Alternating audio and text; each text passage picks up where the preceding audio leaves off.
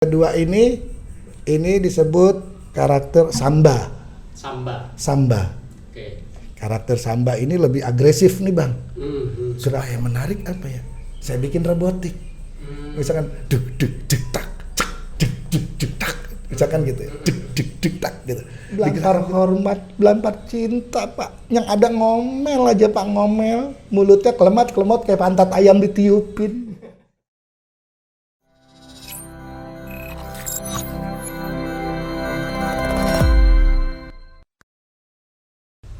Halo sahabat Pesika TV, Assalamualaikum warahmatullahi wabarakatuh. Salam sejahtera bagi kita semua. Jumpa lagi dalam program Bincang Budaya. Ini adalah satu program yang diinisiasi oleh Pusat Studi Islam dan Kenegaraan Indonesia bekerja sama dengan FIS dan Kemenko PMK. Kali ini kita akan berbincang soal seni tari dan koreografi tradisional. Jangan lupa teman-teman untuk menyimak beberapa episode sebelumnya. Di situ kita berbincang-bincang soal seni musik tradisional Minangkabau. Kemudian kita juga ngobrol soal teater dan kearifan lokal. Kemudian di bagian ketiga kita bicara soal translasi visual seni rupa tradisional. Nah sekarang di bagian keempat ini kita akan banyak bicara soal tari dan koreografi tradisional. Sebagaimana kita tahu, di mapel seni budaya itu memang biasanya 4 itu yang diajarkan kepada siswa. Nah di hadapan saya ini sudah ada Bang Atin Kisam. Assalamualaikum. Waalaikumsalam. Apa kabar Bang Atin? Alhamdulillah baik bang. Ya. Di masa pandemi ini kegiatannya apa aja Bang? Banyak banget sebetulnya. Jadi kayak bikin virtual pengajaran tari ya bang ya. Jadi ya mau nggak mau ya harus dijalanin nih. Menyesuaikan dengan kebiasaan baru ini ya. Betul. Terus sama ada webinar gitu ya dari kelompok Asosiasi Seniman Tari Indonesia. Kita ngadain webinar. Terus kemudian juga bikin karya virtual yang sekarang ini yang sebelumnya seniman banyak yang tidak main di era digital nih gitu. Nah sekarang belajar di masa pandemi ini pakai virtual gitu. Itu kalau untuk seni pertunjukan agak rumit kelihatannya Bang penyesuaiannya ya. Seperti apa itu menyiasatinya? Sebetulnya sih tidak rumit ya karena kita juga terbiasa seperti pertunjukan itu memakai lighting ya, terus kemudian ada penataan artistik, ada penataan musik gitu.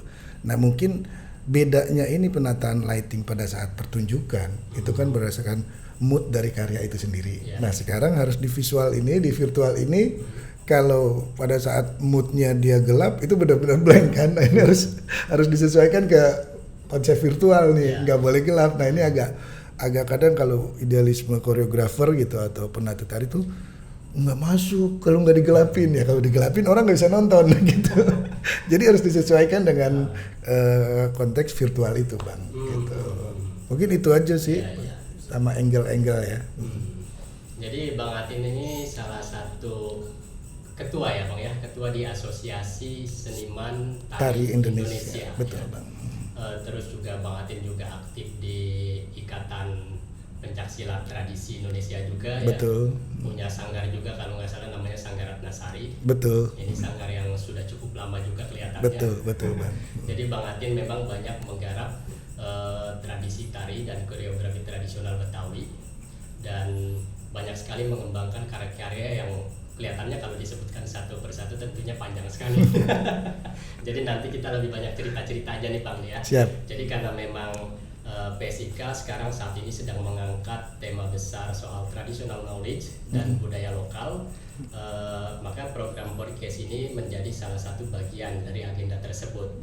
Nah, yang mau kita tanyakan gini Bang, banyak ekspresi seni tradisional yang memang sekarang ini kelihatannya tidak terlalu familiar di kalangan anak-anak muda. Sebetulnya apa yang bisa dilakukan oleh teman-teman pegiat seni tradisi itu untuk memperkenalkan seni tradisional ini kepada anak-anak muda saat ini?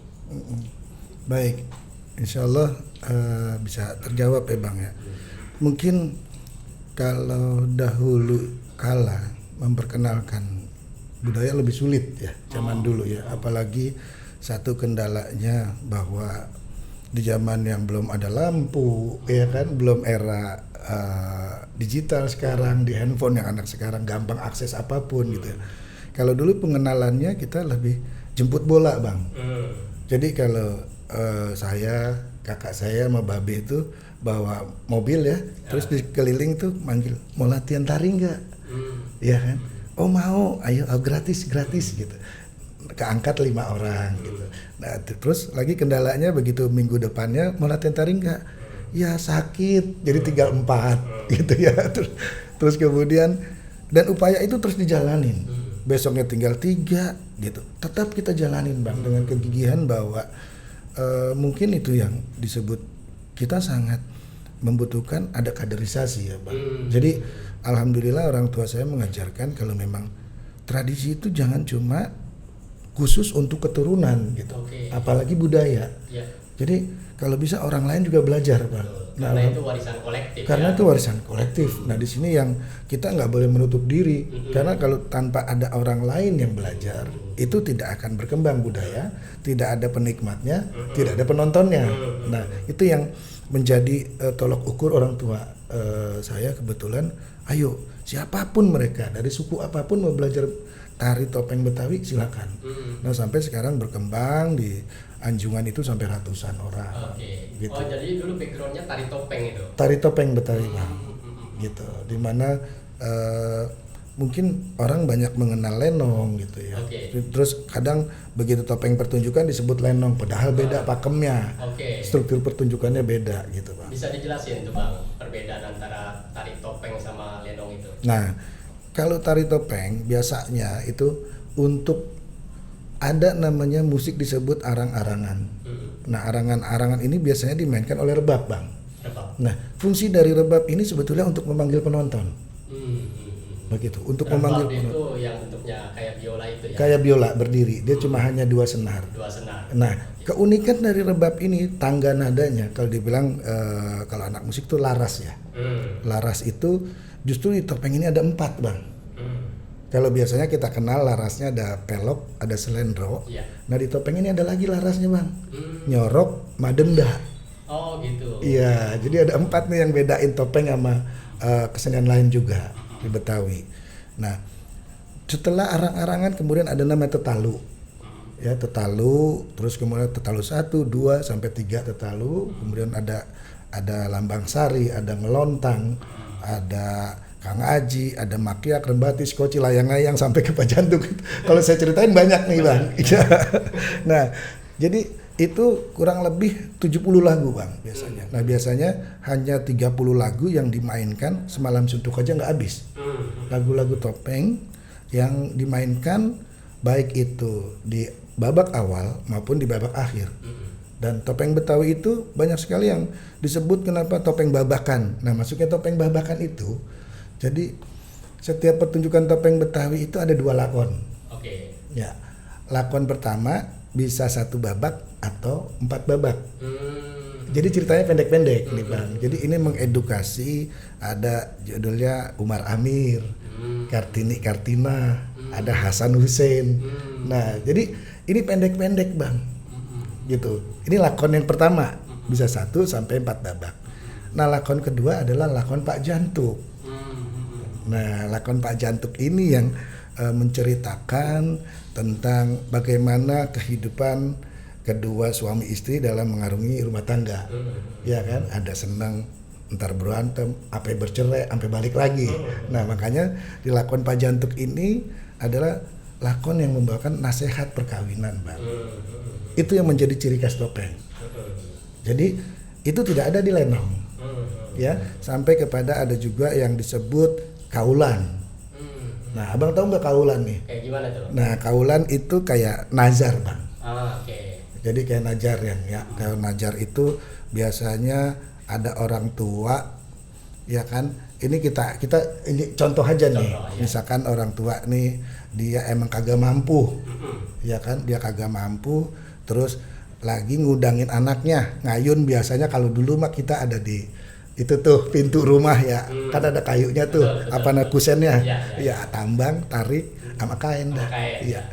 Karena emang saking susahnya itu orang tua, itu anak jeblos, bolong itu kain, sampai palanya sengkleh gitu ya, sengkleh apa ya bahasa Indonesia ya? Sengkleh. Iya sengkleh gitu, sampai dia orang tuanya ya Allah neng, gitu. Ya Allah, ini gue berobat kemana? Nggak punya duit, lu tahu keadaan gue susah gitu ya. Dan dia mau coba kemana-mana karena nggak punya duit, dia malu. Sampai gede tuh anak, sengkleh aja, ya Allah neng, kesian amat lu kan perempuan. Sampai kapan neng? Ada untung jodoh lu, pahit darah lu, banyak rezeki lu. Ya, gue pengen kaulan nanggap topeng. Disebutnya kaulan nanggap topeng. Kalau dulu dikenalnya kaulan nanggap topeng Makinang. Kebetulan nenek, iya nenek saya. Jadi kaulan nanggap topeng Makinang. Kaulan tuh najar. Nazar.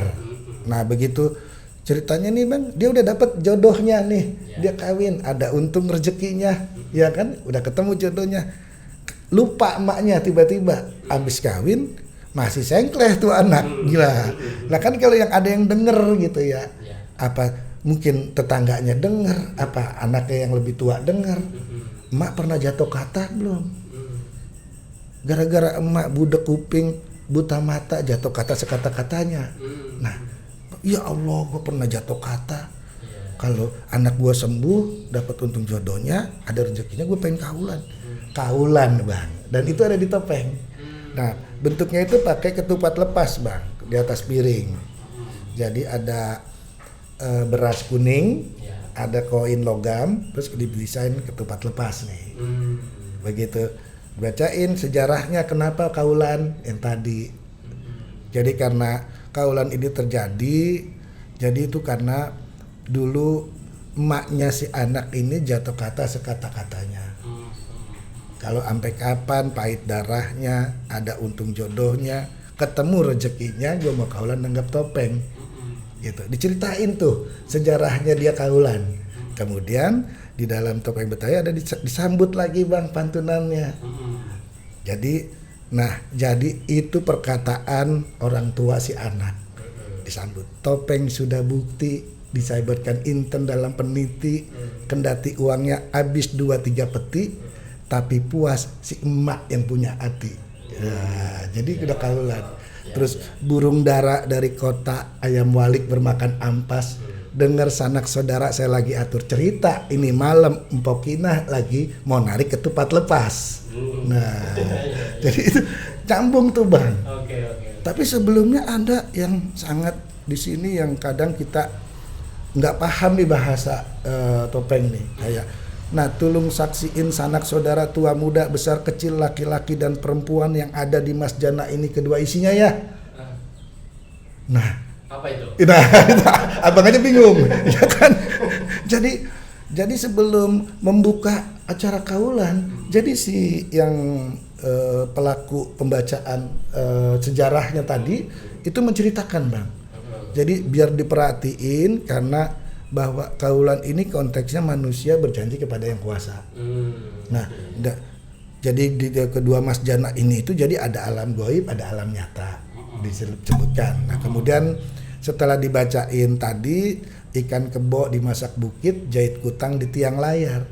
Tempo dulu si anak terajang sakit, disebarkan utang, nih malam dia mau bayar. Nah, ada lagi di ujungnya, anak kupas jalan keliling, anak hidang main di loteng. Tarik ketupat lepas di atas piring, pukul gendang mainin topeng. Deng deng deng deng deng, kabul artinya. Jadi begitu musik dipukul, artinya nazarnya si orang tua kabul, gitu. Terwujud. Jadi, nah itu yang juga menjadi ciri khas pertunjukan topeng bang.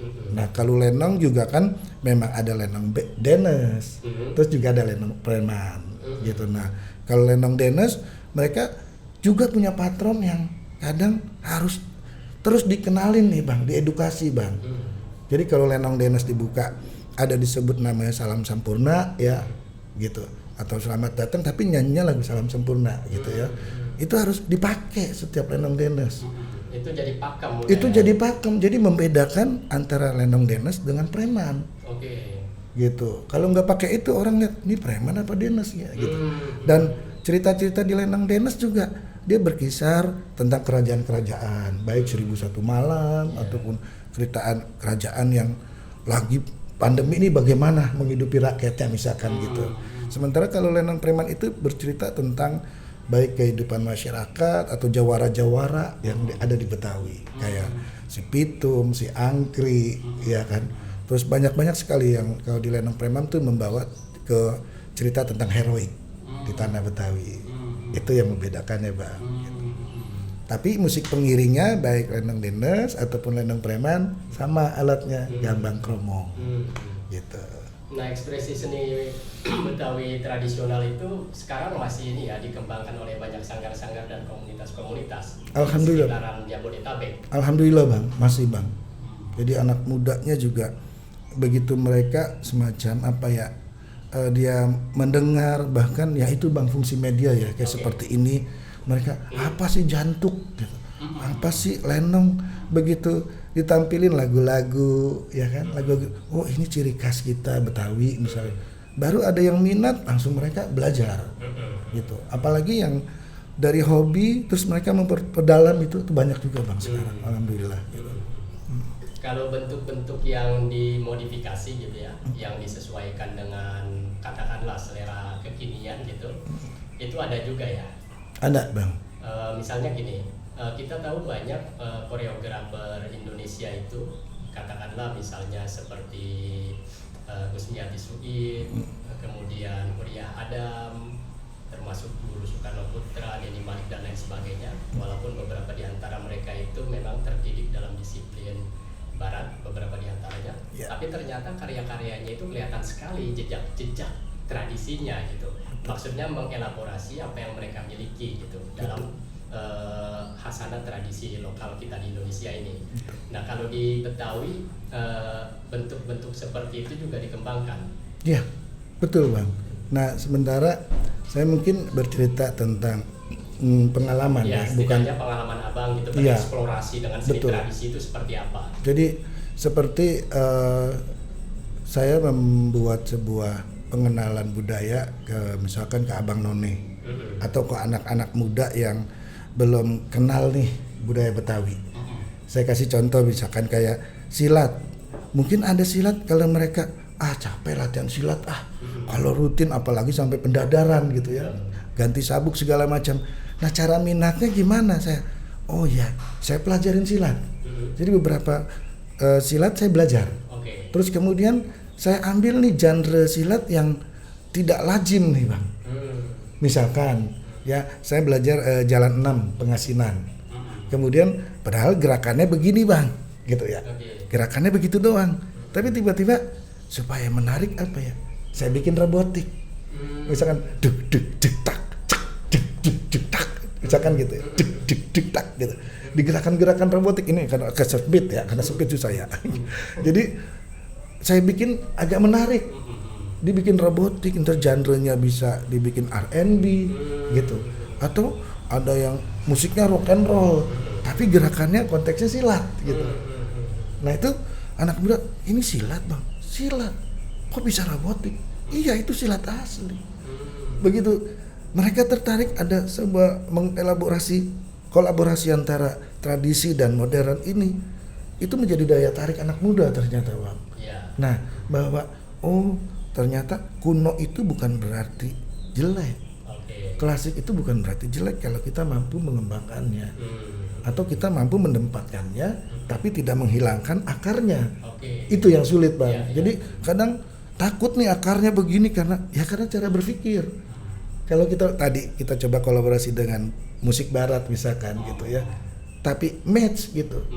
Atau bahkan musik gambang kromong tapi saya kasih birama yang bisa 3/4, 5/8, 1/16 yang di gaya-gaya modern, itu akan match dengan gerakan sekarang. Kenapa enggak gitu? Dan itu sangat memungkinkan ya. Itu sangat memungkinkan. Jadi kalau silat bukan hanya diiringin dong deng jali-jali doang, tapi bisa itu gerakannya itu 3/4, kasih irama yang misalkan gitu. Jadi padahal silat. Nah jadi anak muda tuh akan lebih tertarik. Nah itu banyak sih sebetulnya perselisihan, tapi saya bilang tapi saya nggak menghilangkan gerak aslinya kan. Gitu. Yang kita selamatkan justru gerak aslinya, keasliannya. Masalah pendampingnya ini kan bisa berubah terus, tapi ini tidak berubah. Tapi itu ya memang ranah kreativitas di situ. Ranah kreatif.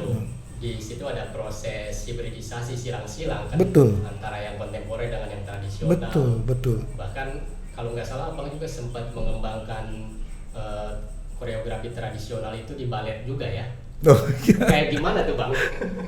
Nah, ini pengkompen gerakannya itu seperti apa itu? Awalnya itu apa bisa ya gitu ya. Saya dikasih penari balet Jakarta yang bagus-bagus, yang saya salut mereka disiplinnya bang. Itu bedanya juga. Disiplin mereka tuh sebelum proses latihan mereka bisa datang 1 jam atau setengah jam sebelum proses latihan dimulai. Mereka sudah pemanasan. Jadi mereka jaga betul stamina mereka. Jadi begitu saya datang, kadang, waduh, mereka udah datang ya. Jadi kita balap-balapan nih, saya harus duluan gitu. Awalnya apa sampai ya? Nah ternyata ini yang membedakan. Saya bilang kadang saya tidak harus menciptakan mereka seperti saya, tapi potensi apa yang ada di mereka, saya kembangkan. Nah itu yang mungkin cara berpikir ya bang. Jadi kalau kita maksain mereka harus seperti saya, nggak bisa bang. Satu, bahwa disiplinnya saya tradisional, mereka balet. Kemudian saya kolaborasi gerakan dengan mereka, terus mereka coba ngeblend gitu ya. Ternyata unik bang. Jadi sebuah gerakan yang keren ya. Tiba-tiba silat ada gaya-gaya balet gitu ya. Dan tiba-tiba yang saya bilang, saya pengen pada saat diserang split.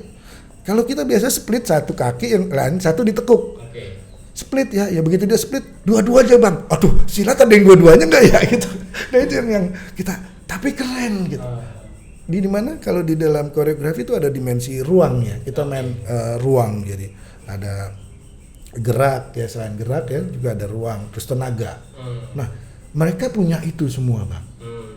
Begitu saya buat, tapi konteks ceritanya adalah konteks tradisi. Bahan mereka adalah silat tradisi. Kebetulan saya ngambil beksi, silat beksi Kong Haji Asbulo, di mana guru besarnya Bapak Baba Sabanu Masir, ya. Kemudian saya coba kolaborasi dengan balet. Kemudian mereka berani bang. Begitu saya angkat cerita Mirah tentang Mirah gadis Marunda, tapi saya lebih kepada konteksnya judulnya Blood Brothers, saudara-saudara nih, Asni sama Tirta yang dipisah gitu. Nah itu jadi cerita-cerita itu mengisahkan bahwa justru kalau orang concern di Mirahnya, saya lebih kepada konteksnya memperebutkan hati Mirah. Jadi saya harus bisa bedain, saya nggak boleh ngikutin orang lain dong, itu ciri gitu. Nah itu yang mungkin penemuan itu kebetulan diberikan ke saya kesempatan itu, tapi saya harus beda tampil, tidak membawakan karya orang lain, itu bang. Jadi tantangannya berat, tapi saya yakin karena mereka punya disiplin, penari balet itu dalam 10 hari kami bisa, alhamdulillah bisa bekerja sama bang, gitu. Bisa digabung itu ya? Bisa digabung bang, gitu. Mungkin kalau prosesnya lebih lama lagi, wah keren banget, keren. Iya. Saya juga sampai yang kaget ya dengan mereka yang dari nari lucu gitu ya. Narinya lucu gitu, tapi begitu ayo terus dapat mereka akhirnya gitu. Padahal balet itu pakemnya udah sangat ini aja. Iya, pakemnya udah jelas. Nggak boleh dirubah-rubah gitu.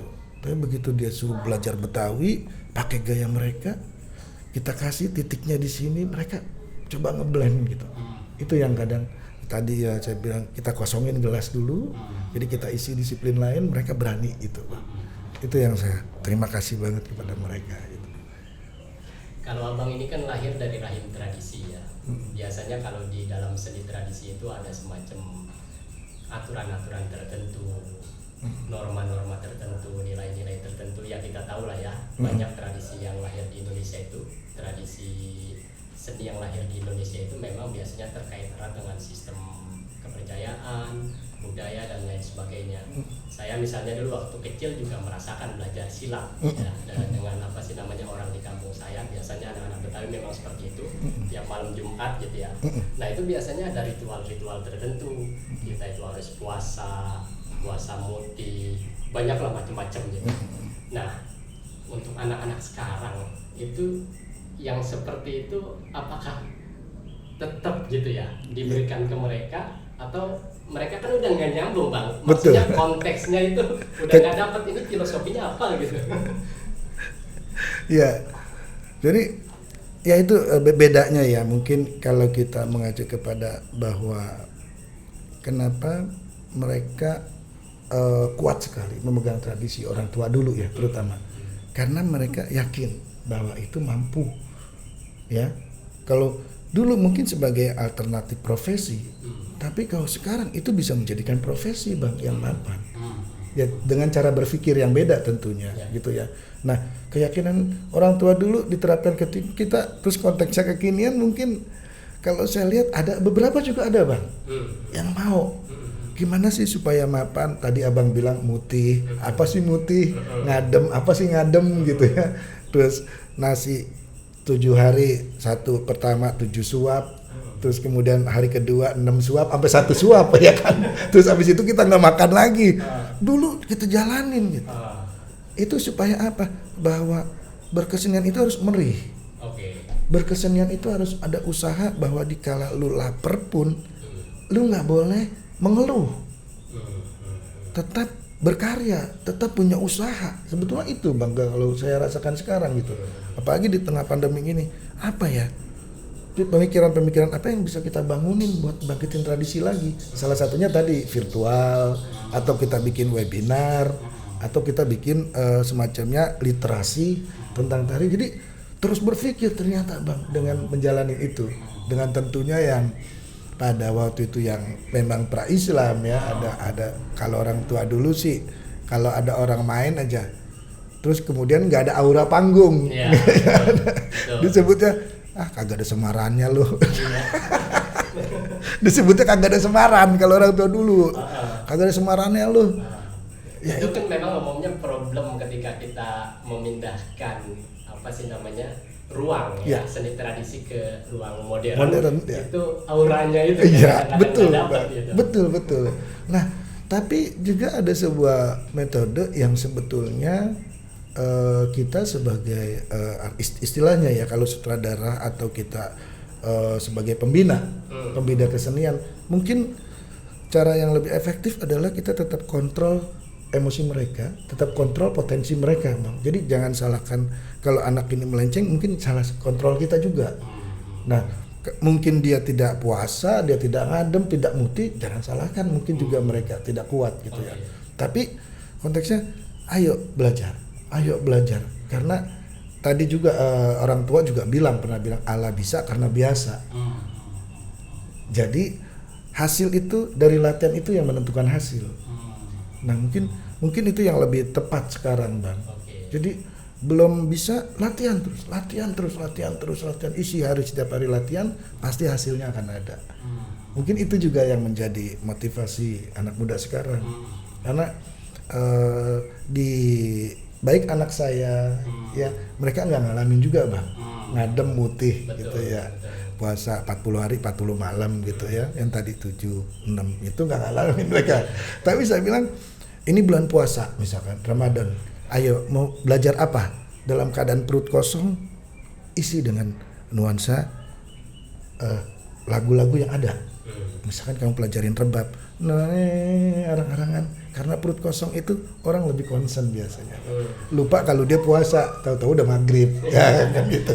Pengalihan. Iya pengalihan. Kalau dia lagi diem aja, iya lapar banget, baru tengah hari juga kan gitu. Tapi kalau dia isi, saya juga gitu. Saya belajar gendang dulu pada saat bulan puasa Bang. Jadi tangan tuh enteng aja, orang nggak ada tenaganya kan. Ternyata habis bulan puasa malah enak gitu. Udah maghrib gitu kan. Ya. Kalau tetangga bilang itu siapa yang nabuh beduk pada gendang. Udah ada yang buka, salah juga kita. Gitu Bang. Jadi mungkin dengan proses latihan yang konsisten, continue itu juga menentukan hasil kalau sekarang gitu. Ya, jadi kalau sekarang ini bahkan anak-anak yang lahir dari kultur Betawi sendiri juga memang agak kesulitan ya untuk memahami tradisinya sendiri karena memang proses urbanisasi ini. Bagaimana dengan orang-orang di luar Betawi? Kita tahu di Jakarta ini kan sangat multikultural dari berbagai etnis, tapi juga ada yang minat dengan budaya Betawi. Misalnya sejauh ini kan ada apa yang disebut dengan event Abang None itu ya. Yeah. Kalau nggak salah Abang juga terlibat di situ. Yeah. Di Abang None itu kan juga pesertanya nggak semua orang Betawi kan. Betul, Nah, betul Bang. Maksudnya kalau kita merujuk ke yang tadi itu bahwa ada nilai-nilai filosofis tertentu yang ditransmisikan dari orang tua kita dulu ke generasi selanjutnya, gimana nih peserta Abang None yang bukan dari kultur Betawi itu memahami budaya Betawi gitu. Proses transmisi nilainya kayak gimana itu Bang? Iya. Nah, ini yang cenderung kadang kita kalau saya bilang tadi. Jadi kalau kita melihat orang itu, jangan orang itu jadikan kita. Kalau kita sebagai pelatih ya. Okay. Tapi begitu dia belum tahu, kudu kita kasih tahu, jangan diomelin. Ya kebanyakan orang Betawi kan gede ambek katanya. Tapi itu sebelah sono, sebelah sini mah kagak beda. Bercanda itu Bang. Jadi jangan gede ambek. Kalau tiba-tiba nih anak Abang None katakan dia pernah ada dari Sulawesi. Ya kan karena tinggal di Jakarta lama, orang tuanya dia ngikut ajang Abang None. Terus tiba-tiba kan dia umurnya 20-an Bang. Kita umur 40. Ngomong sama kita, Bang, gua mau ke sono. Buset nih bocah, kalau sama babak gua mah mental ini kayak gitu ya. Di dalam hati mah kita begitu nih. Tapi oh iya, jangan kita omelin.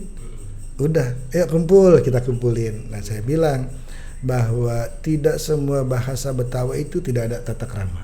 Oke. Jadi kalau misalkan nih abang, calon abang nih, abang lihat mudaan apa tuaan?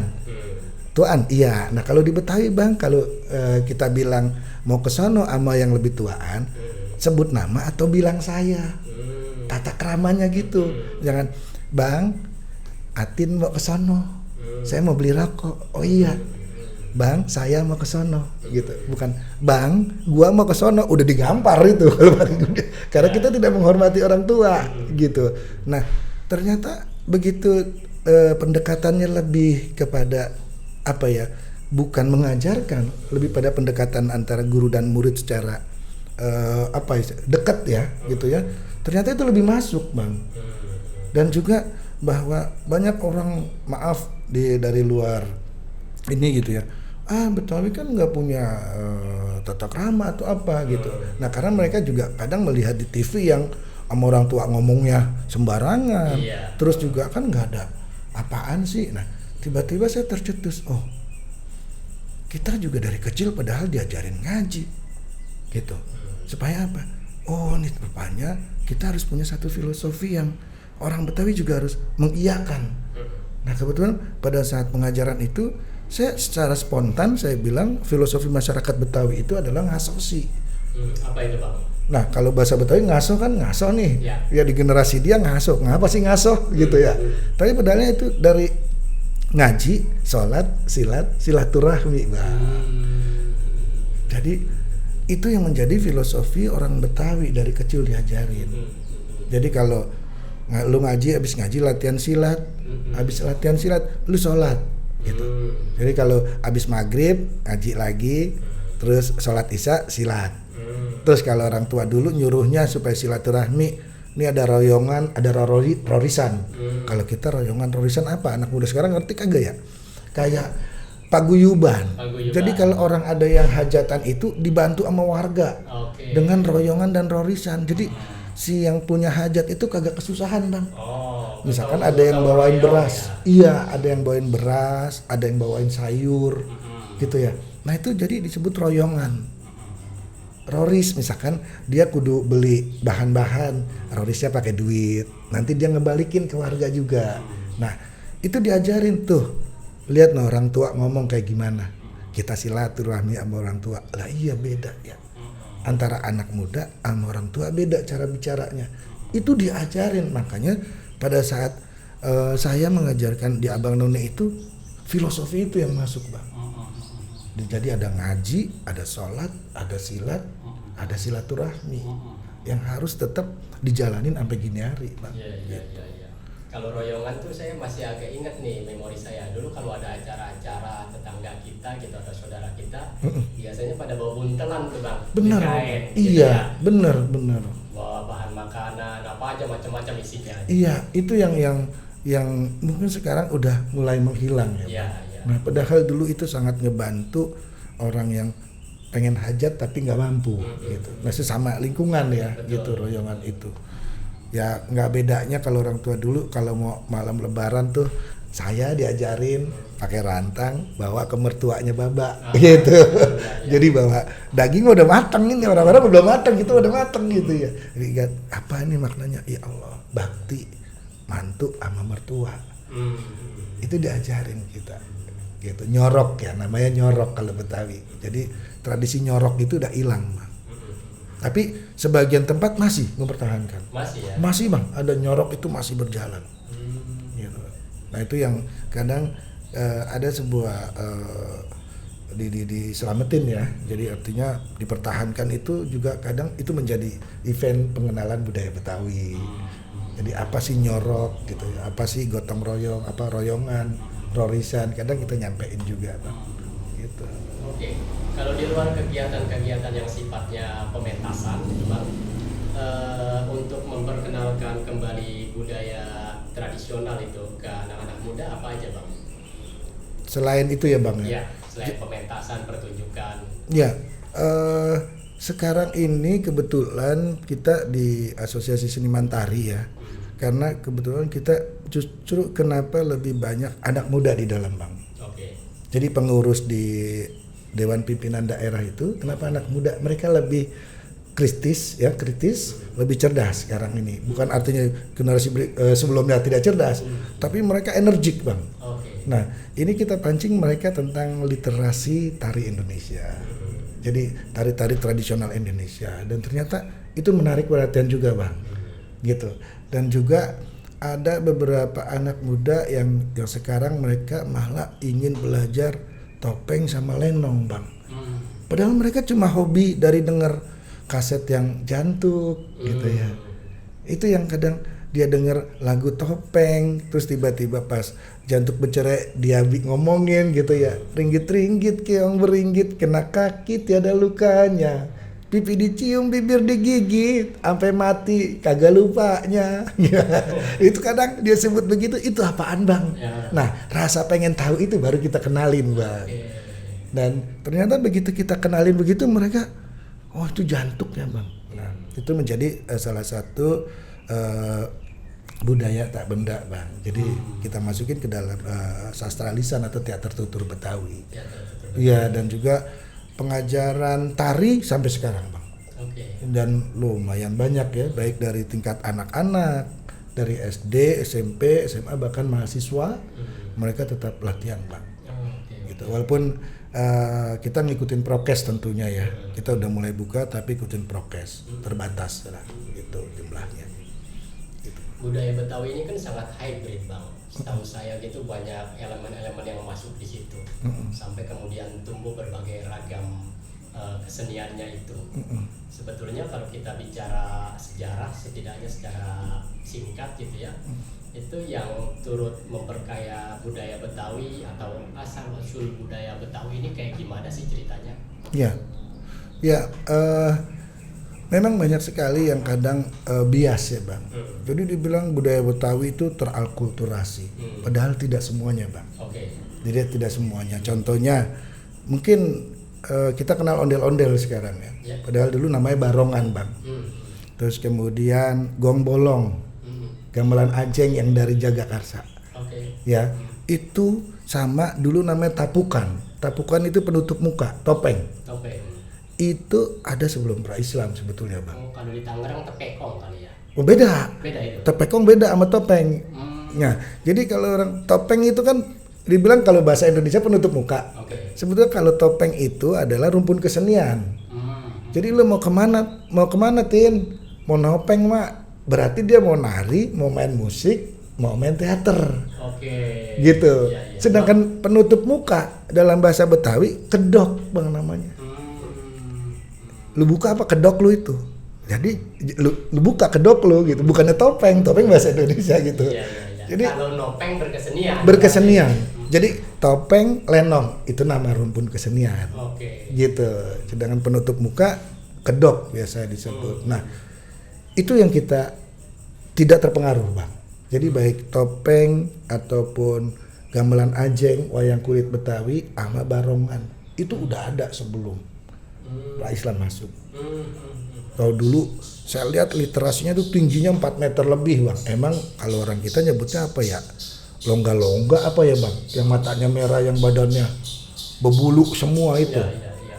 Soalnya saya pernah lihat itu mah kalau kita dilangkahin mati gitu. Itu dulu emang banyak memedi ya. Kalau sekarang mah udah kagak ada kali memedi ya gitu. Iya, memedi ya nyebutnya ya kan iya gitu. Kalau dulu supaya kenapa ada barongan disebut ondel-ondel? Itu dipercaya mengusir roh jahat yang ada di kampung itu. Dulu itu yang dijalanin. Ya kan? Nah, jadi ondel-ondel ini juga punya pengaruh di masyarakat Betawi pada saat itu. Oh, kalau kata memediknya, udah ada yang punya itu, padahal barongan di keliling kampung gitu. Nah, kenapa saya bilang itu yang tidak terakulturasi? Karena di setiap pertunjukannya, baik lagu-lagunya, baik format pertunjukannya itu beda, gitu. Mungkin kalau kita lihat di lenong khususnya kalau di lenong preman saya lihat itu juga pengaruh Betawi juga. Betawi kuat sekali Betawinya, Bang. Bahasanya ya lenong preman.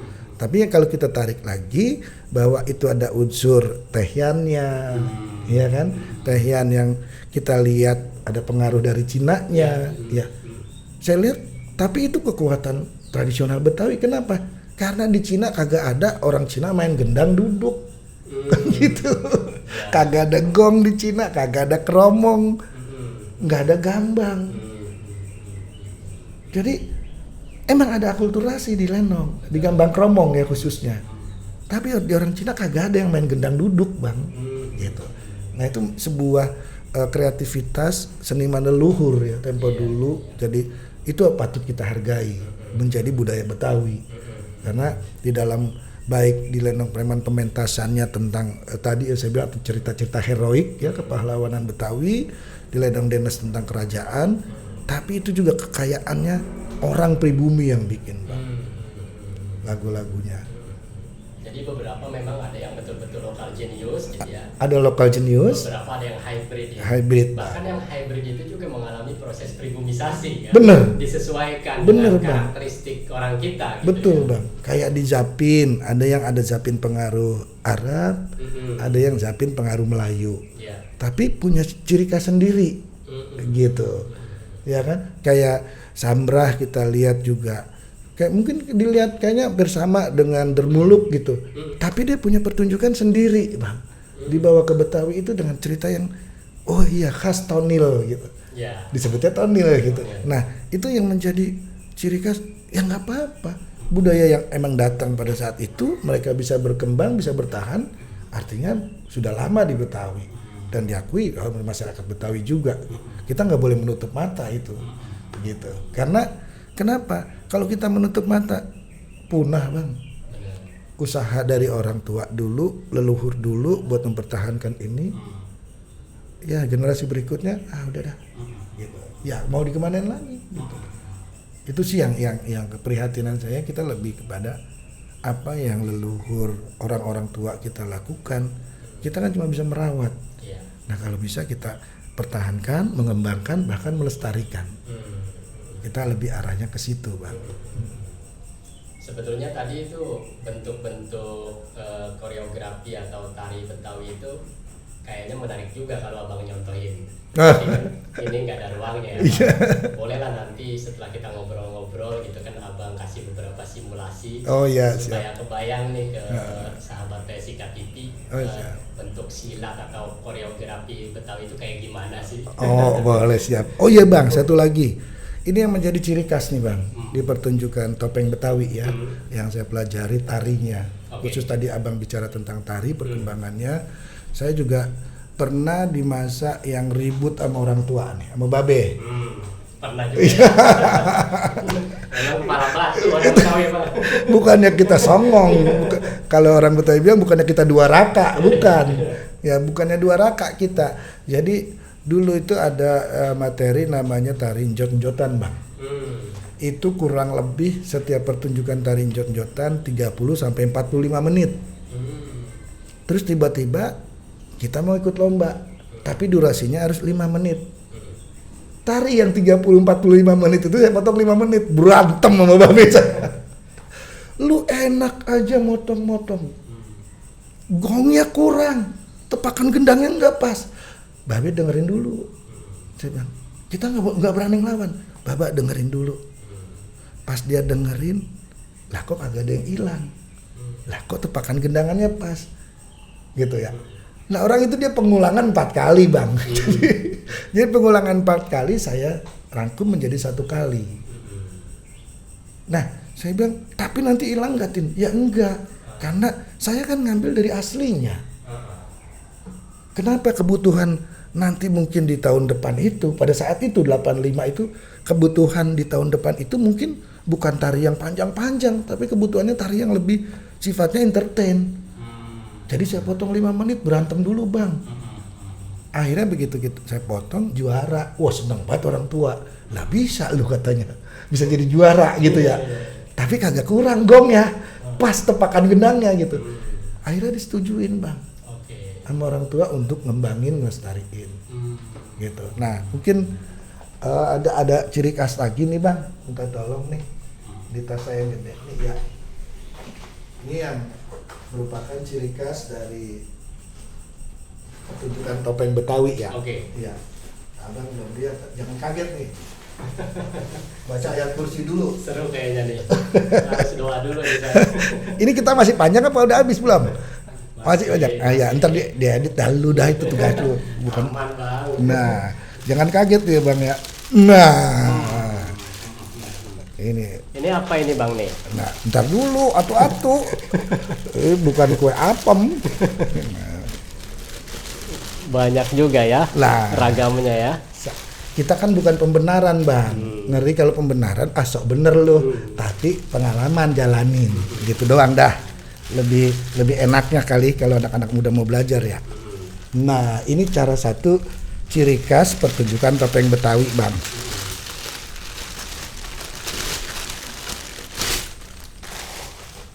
Saya sengaja bawa ini, jangan tanggung-tanggung dah ya, buat benar. Bang Ahmad. Ya. Keren banget ini. Biar pada tahu nih teman-teman kita nih. Nah, tari topeng itu kayak gimana? Tari topeng gimana? Nah, ini saya buka, bisa kelihatan gak, Bang? Di sono, Bang. Kalau mau dideketin apa digedein dah. Ntar saya kenalin dah namanya. Nah, ini nama karakter kedoknya nih. Ini yang saya sebut kedok. Ini kedok ya? Ini kedok, Bang, bukan topeng. Jadi kalau topeng tadi. Kalau nopeng mah main. Iya, mau nopeng main artinya. Ini disebut kedok Panji. Nah, Panji ini karakternya gemulai. Lemah lembut. Ya, jadi dia lebih kepada orang yang kalem lah gitu ya.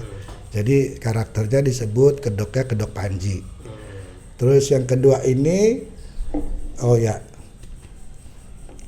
yang ini Panji nih, yang warna putih. Warna putih ini disebut karakter kedok Panji. Lemah lembut, gemulai, ya lebih kalem dah gitu ya. Ini Panji, ntar saya lihat kasih tahu perbedaannya ya, Bang ya. Yang kedua ini disebut karakter Samba. Karakter Samba ini lebih agresif nih, Bang. Gerakannya centil, genit, lincah, agresif nih. Gerakan kedok Samba. Terus yang ketiga ini kalau di topeng Betawi itu disebut jingga. Iya. Jingga nama karakternya, padahal warnanya merah gitu. Karakternya jingga disebut gitu. Nah, yang membedakan, Bang, di topeng Betawi ini, Bang, di rambutnya ini kagak ada mahkota. Oke. Kan kalau kita lihat seluruh kedok topeng di seluruh Nusantara ada mahkota ya bang. Ini kalau di topeng Betawi kagak ada mahkota. Ini kedok topeng, gitu. Rambut, langsung rambut aja ini. Rambut bang. Oke. Adapun ya kalau hiasan yang sekarang itu dia bukan mahkota tapi lebih pada kembang. Misalkan kembang melati, kalau yang di perempuannya situ ya, kembang melati, ros atau apa gitu. Tapi bukan mahkota, gitu. Itu yang bedain di karakter kedok topeng Betawi. Jadi kalau di Jawa, di Sunda kan pakai mahkota ya, kayak mahkota gitu. Nah ini nggak ada. Biasanya kalau di Jawa itu kan ada influence budaya istana kan ya? Iya betul. Nah ini tidak ada. Itu justru kenapa dibikin kita warna hitam itu sesuaiin rambut aja bang. Gitu. Nah yang terakhir nih, ini lakon kedua. Kalau abang nangkep tadi lakon kedua apa? Apa ya? Ini lakon kedua bang. Yang nasihat perkawinan. Yang nasihat perkawinan. Iya, apaan itu? Ini kan ceritanya masih yang kaul itu ya, ngaul. Ini lain lagi. Lagi. Iya, lain lagi. Nah, ini yang nasihat perkawinan. Nah, ini namanya kedok Pak Jantuk. Oke. Gitu. Iya. Ini jantuk ini Pak Jantuk. Ini jantuk. Jadi dipakainya setengah bang gitu tuh. Kenapa setengah? Karena dia ngomong sama nyanyi. Gitu. Supaya dia bisa ngomong, bisa nyanyi. Bahkan dulu Pak sampai ngerokok. Kalau bukan sekarang mah kagak boleh. Ya ntar di endorse. Ya. Dulu sampai ngerokok dia, saking pusingnya diceraiin sama bininya, sampai ngerokok sendirian gitu. Rokoknya masih kretek kali. Masih kretek dulu gitu. Nah, ini lakon Pak Jantuk ini yang tentang nasihat perkawinan dan yang sekarang kita juga perjuangkan sudah menjadi sastra lisan atau teater tutur Betawi, Bang. Oke. Ini perbedaan di dalam pertunjukan topeng Betawi. Gitu. Ada budaya tutur Betawi yang sudah tercatat belum di intangible heritage itu? Ada bang. Ada ya. Ada bang. UNESCO. Iya, kayak Sahibul Hikayat. Itu udah masuk bang. Okay. Terus sekarang udah pencaksilat juga udah masuk bang. Alhamdulillah. Iya. Terus juga gelar maestro penari topeng juga udah masuk, topeng Betawi gitu ya. Dan juga banyak juga yang permainan kita juga masuk yang intangible ya, budaya tak benda sama budaya benda itu masuk di dalam UNESCO juga bang. Gitu. Jadi ini sampai kapanpun saya pertahankan gitu. Nah itu yang karena kita dapat langsung dari orang tua, jadi nggak sembarang kita lepaskan. Nah keinginan itu yang tetap kita jalin, kalau kita nggak cari kaderisasi ya kagak bakalan terwujud bang.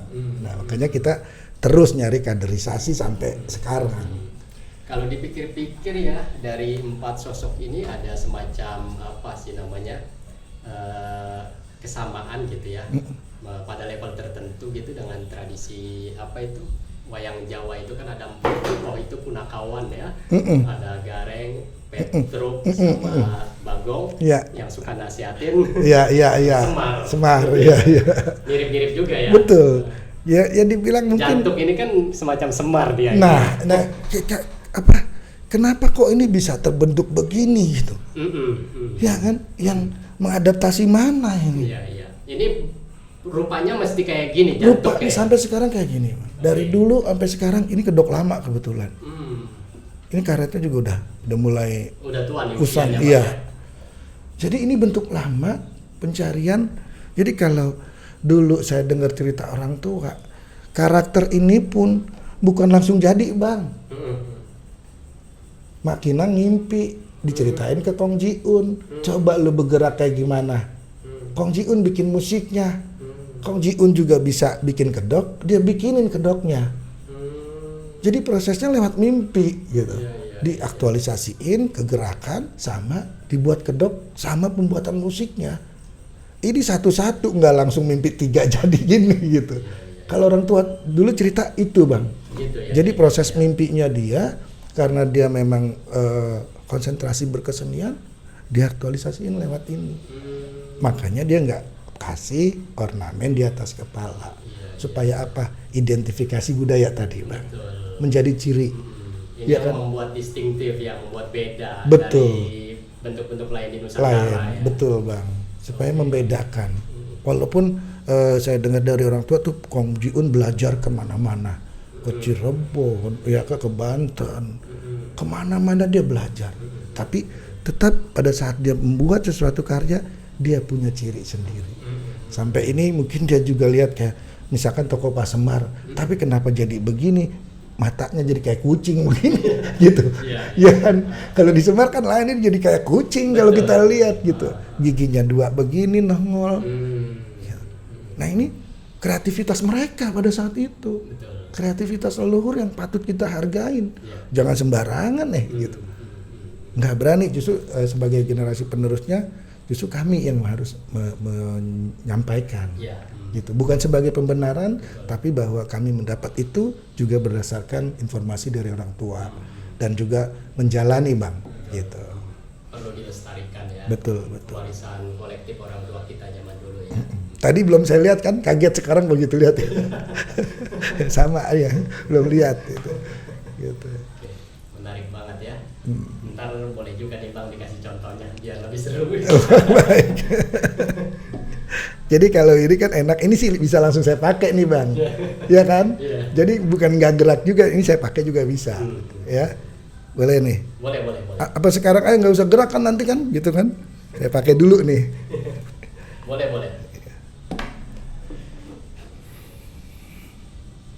Nah, Bismillah. Nah, dia makanya begini bang. Nah, ini sekarang jantuk modern. Kalau dulu jantuk nggak pakai mic, pakai obor semuanya. Nah sekarang jantuk pakai headset. Jantuk pakai headset sekarang doang nih. Nah dulu tuh kalau dia baru keluar tuh udah hilang buyung, tempayan ada, tempat saya cuci kakinya, hilang yang dulu, sekarang yang ada. Lebih bagus penggantinya. Iya, jadi punya bini baru dia ceritain. jadi begitu. Jadi kalau dia datang ngamuk ke orang tuanya nih bang, Pak, Bapak, gitu. Bapak, ada apa jantung? Iya kan? Ele Pak, tuh biang temenanan Bapak. Emangnya jantung jalan duluan. Saya jalan belakangan Pak, belampar hormat, belampar cinta Pak. Yang ada ngomel aja Pak, ngomel. Mulutnya kelemat-kelemot kayak pantat ayam ditiupin. Jadi cengcong. Ada kekenceng, ketiban pancong. Jadi pukpek. Ada kapuk di dalam kempek. Jadi dokdak, kata jadi dokdak. Ada kodok, pakai bedak. Jadi ripuh. Nyomot teri, kena japuh. Jadi dungder. Ada kekundur, buahnya bunder. Jadi dorna, kata jadi dorna. Tampar mandor, hampir kena. Gitu Pak. Jadi itu lakonnya emang begitu. Gitu. Kadang dia ngelolok, bidinya ngelolok sendiri, ya kan. Apa juga dilolololo. Burung pelatuk teruang-ruang. Kasih mencelok kolong jembatan. Betul mak jantuk lu ngaku dibuang-buang. Emang dasar elu yang keliwatan. Gitu bang. Ini lumayan juga, kenapa saya ngap juga dikit ya. Jadi emang banyak permainan bunyi, rima, segala macam ya. Betul bang. Jadi itu memang kita dapat dari dulu seperti itu ceritanya, dan itu yang nggak bisa kalau main ini jadi hati saya nyes gitu ya, karena memasuki karakter Pak Jantuk ini beda banget gitu. Nasihat perkawinan yang kalau dulu para penikmatnya, penontonnya itu sangat butuh anaknya dinasehatin. Selain dari agama ya, ceramah agama, tapi Pak Jantuk ini lakukan tuneng. Lihat Jantuk, gara-gara totok pedak doang bercerai. Artinya kalau urusan lu cuma kecil, ribut lu kecil, jangan lu gede-gedein. Lu cari jalan keluar. Sebetulnya kan itu, Bang. Jangan lu, gue sebagai orang tua lu ngadu. Lah kalau gue, lu anak gue, lah gue belain lu. Salah gue. Cuma masalah ekonomi doang ya. Cuma masalah ekonomi doang. Jadi banyak banget kandungan di Jantuk ini yang dahulunya sangat dipakai sama orang tua saya, orang tua kita. Makanya mereka sangat kangen dengan nasihat-nasihat yang ada di Jantuk ini, Bang. Itu yang kalau dulu saya pertunjukan itu mereka langsung jantuk dong gitu. Supaya apa? Gua gak nasihatin lagi. Biar anak gue yang jadi pengantin, lu liatin loh. Cara orang berumah tangga gimana, ngarungin bahtera bagaimana, ngadepin permasalahan bagaimana. Ada di situ, Bang. Kadang-kadang anak nggak mau dengerin bapaknya. Apalagi, Bang. Lewat instrumen inilah kemudian Betul. diperkenalkan nilai-nilai itu ya. Betul. Jadi pada saat sendiri emaknya Jantuk, susahnya dia juga tuh. Siapa yang mau nolongin? Kalau bukan lu berembuk berdua, kan gitu. Beda sih, Bang ya. Jadi kalau memang mau lebih dalam lagi ya banyak kita pelajarin. Dan kalau saya bilang kenapa jangan semua dipukul rata hasil akulturasi gitu. Nah itu yang kita menghargai bahwa para seniman terdahulu, para leluhur orang-orang tua kita dulu bikin ini nggak gampang. Bikin pertunjukan yang 70 lagu itu nggak gampang, lewat proses yang mereka ya tadi puasa atau mereka ngaji diri istilahnya, mengasah kemampuan mereka sampai olahraganya, olah batin, rasanya. Betul ya. Bang. Dulu pun sudah begitu gitu, mendalami semua karakter yang ada. Mungkin itu aja, Bang. Maaf bukan menggurui loh, Bang, saya cuma berbagi. Budaya yang luar biasa dan patut kita lestarikan, Bang. Ya, insya Allah. Oke, Bang, dahsyat betul loh ini pertunjukan malam ini. Saya sengaja tadi saya nggak keluarin loh, Bang. Surprise kita. Surprise. Oke, sebelum kita tutup podcast malam ini, mungkin saya minta Abang untuk memberikan semacam closing statement gitu ya, terutama buat generasi muda, gimana caranya melestarikan dan mengembangkan tradisi kesenian yang kita punya dalam konteks kekinian, Bang. Baik. Ya, saya cerita dulu satu pengalaman ya, Bang. Di mana pada saat saya menjalani beberapa pertemuan koreografer se-Asia Tenggara gitu, atau pada saat saya dapat beasiswa itu di Korea Selatan itu, kebanyakan dari mereka ingin meng-hire saya, mengajak saya untuk mengajar di negaranya. Nah, saya bilang tidak, saya cinta Indonesia. Jadi kalau kita keluar negeri itu, kita kemanapun kita berada, kita adalah representasi negara kita, bukan diri kita. Kalau diri kita mungkin kita ke sana sombong, tapi kalau bawa negara kita, insya Allah kita humble, karena yang diajarkan orang tua seperti itu. Dan di luar itu, saya selalu berpikir bahwa mereka di sana itu sangat menghargai. Orang luar negeri sangat menghargai, walaupun di negara kita enggak pun, kita jangan patah semangat. Karena begitu kita ngajak ngikuti ajang folklore di luar negeri, sambutannya dahsyat karena budaya kita ribuan, Bang. Permainan tradisional 5.000-an lebih, Bang. Suku bahasanya juga lebih kan. 17.000 pulau itu bahasanya beda-beda, keseniannya beda-beda, budaya beda-beda. Kita jangan takut. Dan yang paling menjadi statement saya adalah bahwa jangan berpikir bahwa apa yang Indonesia bisa berikan kepada kita, tapi apa yang bisa kita berikan untuk Indonesia. Jadi kita harus tetap kreatif terus, memperkenalkan terus budaya Indonesia. Karena di tahun 80-an itu banyak juga orang pada saat itu ya, Bang, kita promosi luar negeri tidak mengenal Indonesia, Bang. Bener, di satu pesawat aja mereka bilang, dari mana? Saya bilang Indonesia. Indonesia di mana? Sebelah mananya Bali? Nah mereka lebih Indonesia di Jakarta. sebelah mananya Bali. Mereka lebih tahu Bali ketimbang Indonesia dulu. Nah sekarang udah tahu Indonesia. Alhamdulillah kita lihat pengenalan budaya, ya Allah, kita ada kontribusinya juga ya gitu tentang memperkenalkan Indonesia. Nah saya rasa kecerdasan anak-anak muda sekarang gitu ya untuk membawa harum nama baik Indonesia itu yang harus tetap kita pertahankan, Bang. Oke. Jadi proses diplomasi budaya itu sebetulnya satu ikhtiar kolektif yang sudah dilakukan oleh banyak seniman Indonesia ya. Betul, Bang. Dari berbagai tempat, dan ya seniman Indonesia ya harus punya lah sumbangsi di situ. Betul. Untuk memperkenalkan hasanah tradisi kita yang sangat kaya ini kepada masyarakat luar. Betul, Bang. Dan itu juga sejalan dengan undang-undang pemajuan kebudayaan ya Bang ya. Yang di situ ada aspek pelindungan, pengembangan, pemanfaatan dan pembinaan.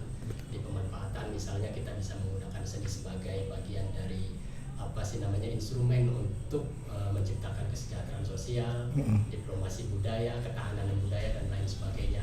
Dan sebetulnya apa yang dilakukan oleh Bang Atin ini setidaknya persis yang diinginkan oleh pemerintah seperti itu. Amin. Sesuai dengan spirit Undang-Undang Pemajuan Kebudayaan. Terima kasih banget Bang Atin ya, bisa bergabung di. Saya juga terima kasih Bang. Mudah-mudahan lewat ini orang tahu membedakan mana lenong, mana topeng. Jadi setiap saya datang ke manapun saya selalu belajar. Jadi juga belajar memperkenalkan, bukan pembenaran, tapi belajar kita juga membedakan mana lenong, mana topeng. Tadi kita udah bahas ya Bang. Terima kasih diberikan kesempatan Bang. Sama-sama Bang Atin, terima kasih juga udah berkunjung ke sini. Karena ini tentu saja penting banget sebagai bagian dari literasi seni tradisional Indonesia ya. Oke, sahabat PSIK TV sekalian, pertemuan kita kali ini sampai di sini. Jumpa lagi dalam program selanjutnya. Assalamualaikum warahmatullahi wabarakatuh. Salam sejahtera buat kita semua. Waalaikumsalam warahmatullahi wabarakatuh.